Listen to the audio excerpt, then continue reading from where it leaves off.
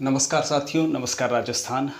सभी को वंदे मातरम। मैं गोविंद मालविया आज़ाद आरपीएससी एकेडमी की ओर से आपका स्वागत करता हूं, यूनिट ऑफ आज़ाद ग्रुप। और जैसा कि आप जानते हो कि हम राजस्थान के अध्ययन के अंतर्गत राजस्थान की ज्योग्राफी की एक एक बारीकी देख रहे हैं। और लास्ट वीडियो के अंदर हमने राजस्थान के हिस्सों को विभाजित किया था और उसके बाद में थार के रेगिस्तान का वर्गीकरण देखा था। आज उसी सिलसिले को आगे बढ़ाते हैं। मेरी वीडियो शुरू करने से पहले एक छोटी सी रिक्वेस्ट है, आपसे इल्तज़ा है कि अगर आप पहली बार इस वीडियो पर हैं तो मैं आपसे रिक्वेस्ट करूंगा कि आप चैनल को सब्सक्राइब ज़रूर करें, और अगर वीडियो पसंद आता है तो लाइक ज़रूर करें, और कुछ कन्फ्यूज़न है तो कमेंट करना ना भूलें। साथ ही साथ अगर पहली बार इस वीडियो पे हैं तो मैं आपसे रिक्वेस्ट करूंगा कि क्रमबद्ध कोई भी चीज़ देखते हैं तो हमें बहुत अच्छे से समझ में आती हैं, तो इससे पूर्व वाली वीडियो देखें, उसके बाद इस वीडियो पर आएँ। तो जैसा कि आप जानते हो कि हमने लास्ट वीडियो के अंदर चर्चा की थी कि राजस्थान को 4 भौगोलिक प्रदेशों में बांटा गया है। सबसे पहला थार का मरुस्थल, यानी मरुस्थलीय जो पश्चिमी मरुस्थलीय भाग हैं उसमें, और उसके बाद में है पूर्वी मैदानी भाग, और उसके बाद में है ये हाड़ौती का पठार और मध्य अरावली। इन 4 हिस्सों में भौगोलिक प्रदेशों में बांटा गया है राजस्थान को। और उसमें से हम देख रहे थे सबसे पहला पश्चिमी मरुस्थलीय प्रदेश यानी थार का रेगिस्तान। थार के रेगिस्तान के भी 2 हिस्से हैं। एक थार के रेगिस्तान का हिस्सा जो है जिसमें शुष्क प्रदेश, और दूसरा है अर्ध शुष्क प्रदेश। आज हम शुष्क प्रदेश यानी सूखे प्रदेश, शुष्क शब्द का शाब्दिक अर्थ होता है सूखा प्रदेश, जहाँ पर सूखी ज़मीन हो उसे शुष्क प्रदेश कहा जाता है। और बिल्कुल जो अगर समवर्षा क्षेत्र में देखें तो वर्षा बहुत न्यून मात्रा में होती है, या फिर अगर भौगोलिक शब्दावली में देखें तो वार्षिक वर्षा से अधिक यहाँ वाष्पीकरण हो जाता है, उसको हम शुष्क प्रदेश या सूखा प्रदेश नाम से जानते हैं। जैसे अगर बेसिक आइडिया से बताऊं मैं आपको, तो जितनी यहाँ पर साल भर की बारिश होती है उससे ज़्यादा यहाँ पर बारिश का पानी या टोटल पानी का वाष्पीकरण या यूँ कहें तो भाप बनकर वह उड़ जाता है गर्मी के कारण। तो यह सूखा प्रदेश माना जाता है। थार के रेगिस्तान को 2 भागों में बांटा गया है, एक शुष्क प्रदेश और दूसरा अर्ध शुष्क प्रदेश।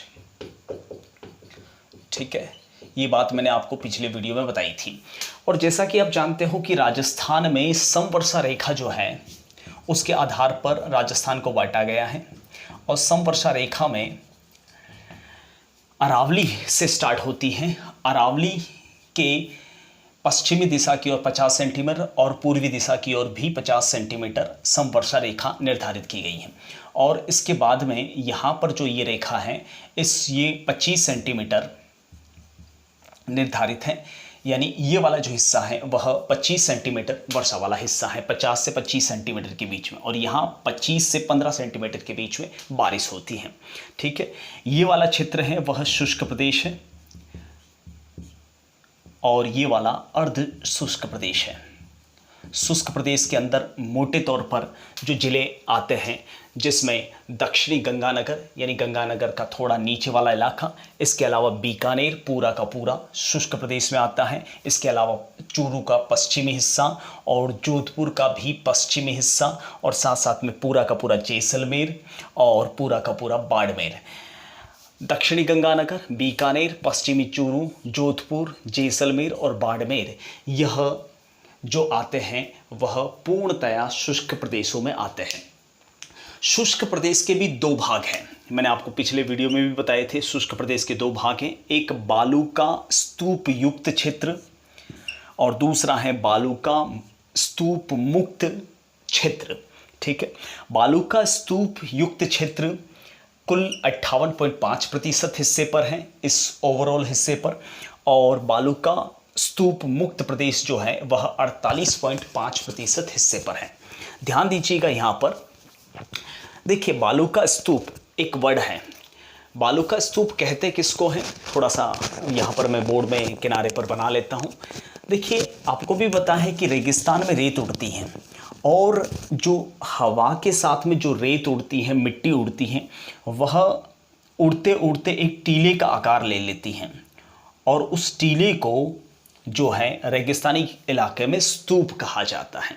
ठीक है, तो जहाँ जहाँ बालू का स्तूप बना हुआ है इस शुष्क प्रदेश में, उसको बालू का युक्त प्रदेश कहते हैं, जहाँ रेतीले टीले बनते हैं। और कुछ क्षेत्र जहाँ बालू का स्तूप नहीं बनता इसी शुष्क प्रदेश में, उसे बालू का मुक्त प्रदेश कहते हैं, बालू का स्तूप मुक्त प्रदेश कहते हैं, जो 48.5% हिस्से पर है। ये सेकेंड ग्रेड 2017 के आसपास आया था। बालू का मुक्त जो प्रदेश हैं उसमें पोखरण जैसलमेर की एक तहसील है, फलौदी जोधपुर का एक तहसील है, और थोब क्षेत्र जो कि बाड़मेर का एक हिस्सा है, वो वाला हिस्सा जो है वो बालू का मुक्त क्षेत्र कहलाता है। यहाँ से ये वाला हिस्सा जो है वो बालू का मुक्त प्रदेश कहलाता है। और इस वाले क्षेत्र में रेत के टीले यानी स्तूप नहीं बनते हैं, और इस वाले क्षेत्र में रेत के टीले बनते हैं। ठीक है, बात को समझ चुके होंगे। और बालू का युक्त स्तूप युक्त जो प्रदेश हैं वह जिसके अंदर पूरा का पूरा जैसलमेर और जैसलमेर के अलावा बीकानेर और बाड़मेर वाला क्षेत्र आता है। ठीक है, देखिए अब थोड़ी सी इस शुष्क प्रदेश की विशेषताओं को देख लेते हैं। अगर मैं विशेषताओं की बात करूं तो शुष्क प्रदेश के अंदर स्तूप बनते हैं, स्तूप जिसे रेत के टीले भी कहते हैं। अभी अभी मैंने बताया कि रेत के जो टीले होते हैं वह हवा, जो रेगिस्तानी हवाएं चलती है उसके साथ में रेत और मिट्टी उड़ती है और एक स्थान पर इकट्ठा होती हैं, उसे स्तूप कहा जाता है। ठीक है, और स्तूप के अंतर्गत जो है बहुत सारे प्रकार हैं, जैसे अनुप्रस्थ टीले। ठीक है, कई बार यहाँ से सवाल आते हैं। अनुप्रस्थ टीले यानी ऐसे टीले जो हवा के समकोण पर बनते हैं, हवा जैसे सीधी चल रही है, ठीक है, और उसके सामने इस प्रकार के रेत के टीले बनते रहते हैं, उसे समकोणात्मक टीले जो हवा के साथ लंबवत बनते हैं, लंबे लंबे बनते हैं इस टाइप से, उस टीलों को कहा जाता है अनुप्रस्थ टीले। जो हवा के विपरीत, जैसे हवा इस दिशा की ओर आ रही है तो उसके सामने बनते हैं, हवा के विपरीत बनते हैं, हवा के लंबवत बनते हैं और हवा के समकोण पर बनते हैं, उसे अनुप्रस्थ टीले कहा जाता है। दूसरे टीलों का प्रकार है जिसे अनुदैर्ध्य टीले कहते हैं। अनुदैर्ध्य टीले जो हवा की दिशा के समानांतर बनते हैं, जैसे मान लो हवा सीधे चल रही है, ठीक है, तो टीले इस दिशा में बनते हैं, हवा बीच में से निकल जाएगी, टीले साइड में बनते रहेंगे, उन्हें कहेंगे अनुदैर्ध्य टीले जो हवा के समानांतर बनते हैं। ठीक है, और अनुप्रस्थ टीले जो हवा के विपरीत दिशा यानी उसके सामने बनते हैं। इस तरह से हवा चल रही है और यहाँ टीले बन रहे हैं, और यहाँ पर क्या है, यहाँ हवा चल रही है और इस दिशा में साइड में टीले बन रहे हैं, उन्हें कहेंगे अनुदैर्ध्य टीले। सबसे महत्वपूर्ण टीले होते हैं बरखान, जो रेगिस्तान में सबसे बड़े टीले होते हैं। बरखान जो है वह अर्धचंद्राकार टीले होते हैं। एक सेकेंड, बरखान जो होते हैं वह अर्धचंद्राकार टीले होते हैं। इस प्रकार से रेगिस्तान में जो टीले बनते हैं अर्धचंद्राकार, जिसे हम बरखान कहते हैं, यहाँ रेत जमती जाती है और यहाँ से हवा रेत उड़ाती रहती है। ठीक है, देखिए अनुदैर्ध्य जो टीले होते हैं वह हवा की तेज गति की वजह से बनते हैं, और अनुप्रस्थ टीले हैं वह हवा स्लो गति से चलती है उस कारण से बनते हैं। बरखान जो है वह हवा किसी भी दिशा में चक्रवाती रूप में आती है तो उस तरह से बनते हैं। जो बरखान, जो ये आधा चंद्र जो बनता है उसे बरखान टीले कहा जाता है, और इसी बरखान टीले का एक हिस्सा होता है जिसे सीप कहा जाता है। ये वाला जो टीला है वो थोड़ा और लंबा होता रहता है, क्योंकि हवा, मैंने अभी अभी क्या कहा, अनुप्रस्थ टीले में तो हवा स्लो चलती है सीधे और हवा के विपरीत दिशा में बनते हैं जस्ट सामने, और अनुदैर्ध्य टीले जिसमें हवा स्पीड से जाती है तो हवा के साइड में टीले बनते हैं। ठीक है, और बरखान हवा का कोई दिशा नहीं होती, वह चक्रवाती रूप में भी हो सकती है, किसी भी दिशा में आती है, तो इस प्रकार से ये आकृतियाँ बनती रहती हैं। इस वाले हिस्से को कहा जाता है सीप और इस वाले हिस्से को कहा जाता है बरखान। ठीक है, तो ये बरखान और सीप कई बार आते रहते हैं और ये सर्वाधिक गतिशील टीले भी होते हैं। ठीक है, यह एक स्थान से दूसरे स्थान पर ज़्यादा बनते रहते हैं। चौथे टीलों का प्रकार है तारा बालू का स्तूप। एक तारे जैसी आकृति बनती है रेगिस्तान में इस प्रकार से, और ये स्पेशली बनती है गंगानगर के सूरतगढ़ में। ठीक है, इसमें भी हवा का कोई स्पेशली कहीं एक और से दबाव नहीं होता, अलग अलग दिशा में हवा आती रहती है। तो सूरतगढ़ क्षेत्र जो कि गंगानगर में है, वहाँ तारा बालू का स्तूप बनते हैं। एक है सिन काफीज, जिसे नेबखा टीले भी कहते हैं। जैसे रेगिस्तान में कुछ झाड़ियाँ होती हैं, उन झाड़ियों के नीचे रेत जमती रहती है इस प्रकार से, उसको कहा जाता है नेबखा या सिन काफीज टीले, जो झाड़ियों के नीचे बनते हैं। नेक्स्ट है धरियन। धरियन जिन्हें धोरे भी कहते हैं। धरियन या धोरे ये सबसे ज़्यादा गतिशील टीले होते हैं, जो सम के धोरों में, जो सम एक तहसील है जैसलमेर की, वहाँ बनती हैं। और ये टीले मात्र 1-2 घंटे के अंदर अभी यहाँ हैं और उसके बाद में पता नहीं कहाँ होंगे, वहाँ ज़्यादा बनते हैं। देखिए सम जो है वह सबसे शुष्क क्षेत्र है, पूरे थार के रेगिस्तान में सबसे सूखा और वनस्पति रहित क्षेत्र है सम क्षेत्र। और अब देख लेते हैं इस शुष्क प्रदेश की कुछ शब्दावलियों को। सबसे पहले मैंने लिखा है इसकी शब्दावलियों में लाठी रेंज। देखिए लाठी रेंज जो है वह मूलतः, लाठी रेंज जो है वह मूलतः पोकरण जैसलमेर की एक तहसील है, और श्री मोहनगढ़, पोकरण से श्री मोहनगढ़ के बीच में ये वाला जो क्षेत्र है उसे लाठी रेंज कहा जाता है। ठीक है, इस लाठी रेंज की विशेषता ये है कि यह भूमिगत अवसादी चट्टानों से बना है। यहाँ नीचे वाले जो हिस्से हैं वहाँ पर अवसादी चट्टानें हैं। ठीक है, रेत नहीं है, और ये अवसादी चट्टानें हैं, इसके नीचे मीठे पानी की मात्रा ज़्यादा है, इसलिए लाठी रेंज जो है उसके बीच में एक चांदन नाम का इलाका है, वहाँ पर एक नलकूप है, उसे थार का घड़ा भी कहते हैं। इसके नीचे जो है ज़्यादा फोसिल्स है और अवसादी चट्टानें हैं, मीठे पानी की झील है, तो इसको थार का घड़ा भी कहा जाता है, चांदन रेंज को और लाठी रेंज वाले इलाके को। एक लाठी रेंज की दूसरी विशेषता यह है कि आपने सुना होगा कि 1974 और 1999 में जो पोखरण में परमाणु विस्फोट हुए थे, परमाणु विस्फोट, वह परमाणु विस्फोट एग्जैक्टली जो है वह पोखरण में नहीं हुए थे, पोखरण के बीच में जो लाठी रेंज है, ठीक है, वहां पर हुए थे। आज भी सैनिकों के जो युद्धाभ्यास होते हैं या किसी भी मिसाइल का परीक्षण होता है वो इसी रेंज में होता है, जिसे लाठी रेंज कहते हैं।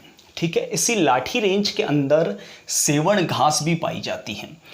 ये सेवण घास रेगिस्तानी घास है जो वहाँ के पशुओं की मुख्य चारे की चीज़ है, और इसी सेवण घास के अंदर राजस्थान का राष्ट्रीय पक्षी जिसका नाम है गोडावन, आपने नाम सुना होगा, ये गोडावन पक्षी इसी घास के अंदर अपने अंडे देता है, इसलिए यह गोडावन पक्षी की प्रजनन स्थली भी कहलाता है।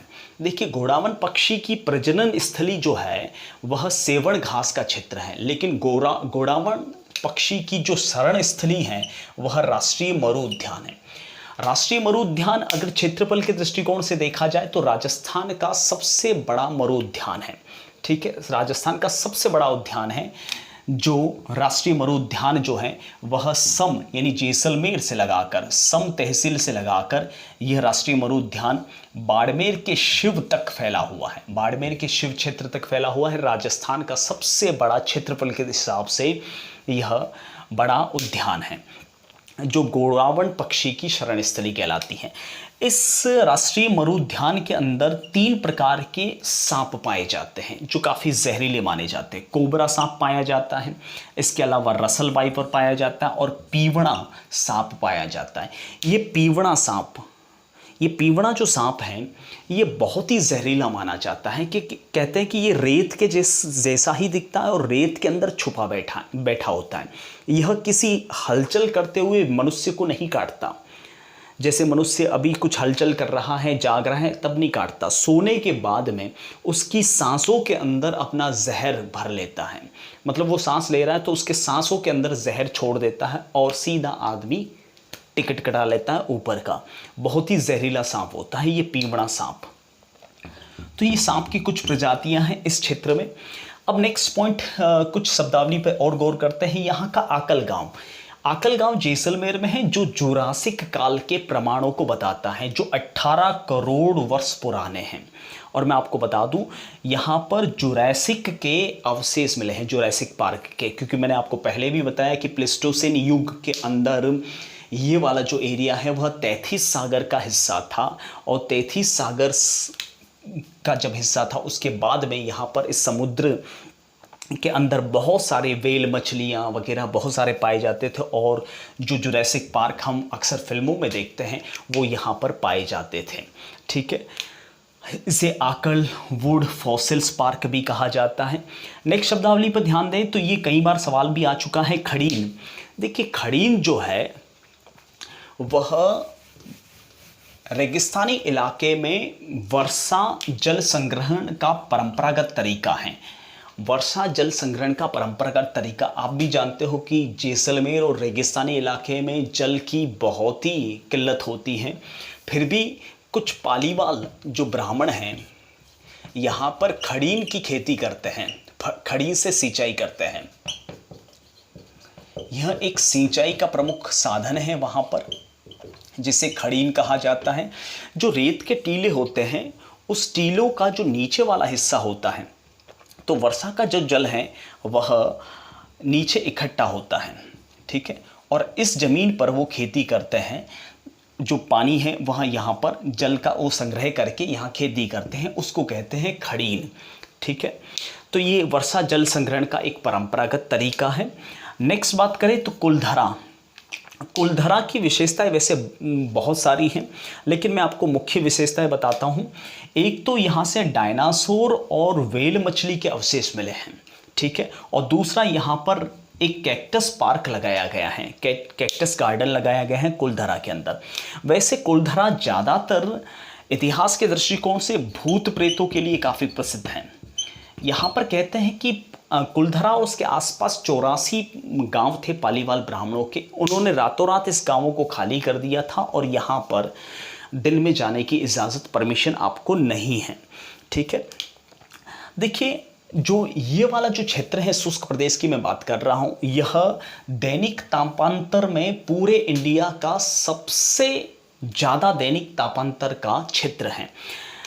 क्यों? क्योंकि यहाँ पर रेतीली मिट्टी पाई जाती है, और ये रेतीली मिट्टी तापमान की वजह से एकदम इसका तापमान दिन में बढ़ जाता है और रात को बहुत जल्दी ठंडी होती है। तो दिन और रात के तापमान में काफ़ी तापांतर आ जाता है, ताप में अंतर आ जाता है, इसलिए सर्वाधिक तापांतर वाला क्षेत्र यही वाला इलाका है पूरे इंडिया में। ठीक है, नेक्स्ट बात करें शाहगढ़। शाहगढ़ यहाँ का एक एरिया है, शाहगढ़ बल्ज, जो कि जैसलमेर में। मैं आपको बता दूँ यहाँ पर चीता अभ्यारण्य स्थापित किया गया, और ये चीता ईरान से लाए गए हैं। ठीक है, राजस्थान में अभ्यारण्यों की कोई कमी नहीं है। एक और अभ्यारण्य है जोहड़बीड़, जो कि बीकानेर के अंदर है। यह एक गिद्ध अभ्यारण्य है, और मैं आपको बता दूं यहीं पर कैमिल मिल्क डेयरी भी स्थापित की गई है। देखिए गिद्ध एक लुप्तप्राय प्राणी बन चुका है, अब नज़र ही नहीं आते, तो गिद्धों को पुनर्वास के लिए जोहड़बीड़ में फिर से गिद्ध अभ्यारण्य लगाया जा रहा है। मैं आपको पहले वाले वीडियो में बता चुका हूँ, थली ये वाला जो क्षेत्र है जिसके अंदर बीकानेर, चूरू और गंगानगर वाला इलाका आता है, इस क्षेत्र को थली कहा जाता है। ठीक है, देखिए यहाँ के लोगों का मुख्य व्यवसाय है चलवासी पशुचारण। मतलब आप भी जानते हो इस शुष्क रेतीले प्रदेश में खेती तो होती नहीं, घास वगैरह होती नहीं, तो पशु पक्षियों के लिए, इनके पशुओं के लिए चारे की आवश्यकता पड़ती है। तो फिर ये क्या करते हैं, जब बारिश का मौसम होता है तब यहाँ बसते हैं, और बारिश का मौसम ख़त्म होते ही ये यहाँ से प्रवासी कहीं और वनस्पति वाले क्षेत्रों में चले जाते हैं, और इसी चीज़ को कहते हैं चलवासी पशुचारण। ठीक है, यहाँ की वनस्पति की बात करूँ तो यहाँ पर मरुस्थलीय वनस्पति, जिसे मरुद्भिद और जीरोफाइट भी कहा जाता है, मरुस्थलीय वनस्पति पाई जाती है, जिसमें खेजड़ी, कैक्टस, थोर, केर, कुमट, बबूल, देसी बबूल जैसे झाड़ियाँ यहाँ पर जो कंटीली झाड़ियाँ हैं वो पाई जाती हैं। नेक्स्ट शब्दावली में हम्माद। हम्माद यहाँ का पथरीला मरुस्थल को कहा जाता है हम्माद। रन और टाट। रन और टाट इस क्षेत्र में जो खारे पानी की झीलें होती हैं उसे रन और टाट कहा जाता है। और खड़ीन, अभी अभी मैंने बताया कि ये वर्षा का जल नीचे एकत्रित होता है और इसी से सिंचाई होती है। ये मीठे पानी की झीलें होती हैं जिसे खड़ीन या प्लाया भी कहा जाता है। तो ये हैं राजस्थान के जो थार के मरुस्थल में जो शुष्क प्रदेश जो हिस्सा है उसकी विशेषताएं। ठीक है, अगले वीडियो में हम चर्चा करेंगे राजस्थान के अर्ध शुष्क प्रदेश जो कि थार के मरुस्थल का एक हिस्सा है उसकी विशेषताओं के बारे में। अभी मैं आपसे विदा लेने से पहले एक छोटी सी रिक्वेस्ट फिर से करूंगा, आप हमारी हौसला अफजाई के लिए, क्योंकि इस कंडीशन के अंदर आप भी जानते हो कि सारी पढ़ाई बंद है, ठीक है, ऑफलाइन क्लासेस बंद हैं, इसलिए हम आपके लिए बहुत मेहनत करके इस प्रकार के वीडियो बनाते हैं। तो आप थोड़ी सी हौसला अफजाई के लिए, अगर आपको ये वीडियो पसंद आया है तो इसे लाइक ज़रूर करें, शेयर ज़रूर करें, और अगर कुछ कन्फ्यूज़न हो तो कमेंट ज़रूर करें, और पहली बार इस चैनल पे हो तो सब्सक्राइब ज़रूर करें। ठीक है, इसी विचार के साथ मैं आपसे विदा लेता हूँ। तब तक के लिए जय हिंद, नमस्ते, वंदे मातरम।